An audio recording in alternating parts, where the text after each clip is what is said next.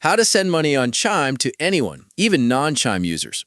First things first, just open up your Chime app, look right down at the bottom center and tap on Pay.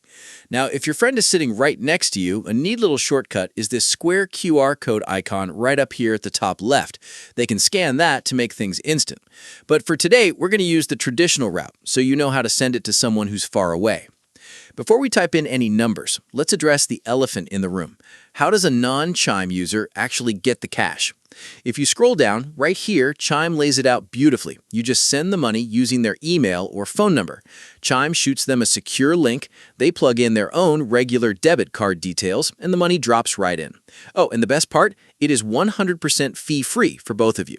All right, let's scroll back to the top. Type in the exact amount you want to send.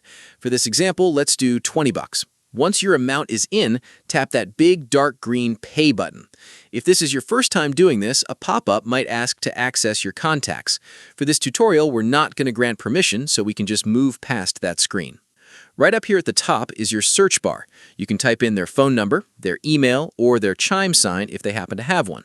Since we're sending this to a non-Chime user, I'm just going to type in a sample email address for this tutorial. Once you see the correct contact pop up below the bar, go ahead and tap on it. Next, it'll ask, "What's this for?"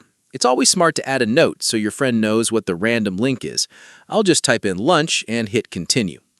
This brings up the final Let's Review card. Take a quick second to double-check the amount, the email or phone number, and where the funds are coming from. If everything looks perfect, hit Pay right at the bottom.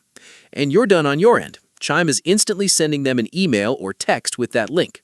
Two really quick things you need to keep in mind, though. First, your friend does need to have a valid debit card to pull that money over to their own bank account.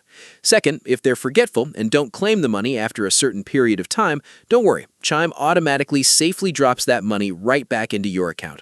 And that's literally all there is to it.